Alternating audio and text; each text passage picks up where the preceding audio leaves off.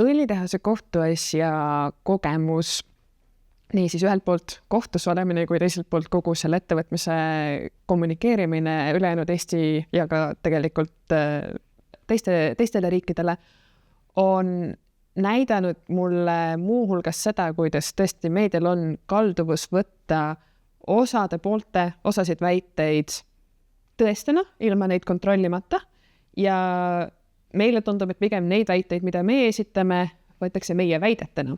Isegi kui me võime tugineda tõenduspõhistel teaduslikel allikatel ja neile viidata, siis sageli kõlab ikka, et Keskkonnaühenduse väitel on sellel tehasel suur kasvuhoonegaaside heide. Aga see tehas saab varsti keemiatehaseks, mis on siis Eesti Energia väide, mis näiteks nagu selgus Eesti Energia juhatuse vahetusega, tegelikult ei olnudki nii kindel, kui eelmine juhatus oli lasknud sellel paista.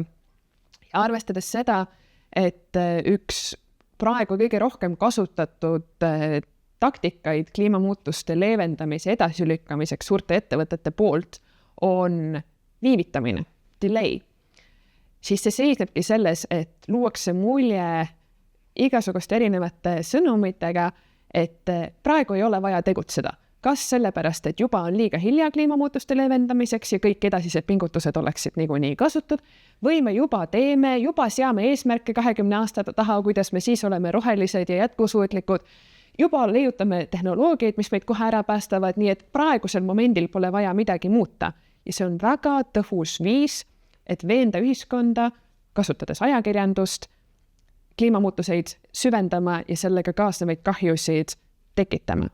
Ja see on ajakirjanduse vastutus hammustada see taktika läbi, kontrollida need väiteid. Et kui ettevõte ütleb, et kohe saab sellest õlitehasest keemiatehas, mis kõigi ametlike dokumentide kohaselt on õlitehas jätkuvad 10 aastat, siis kust sa tead, et see ettevõte need vajalikud tehnoloogiad leiutab ja suudab kasutusele võtta järgmise 10 aastaga? Kust sa tead, et see neil õnnestub?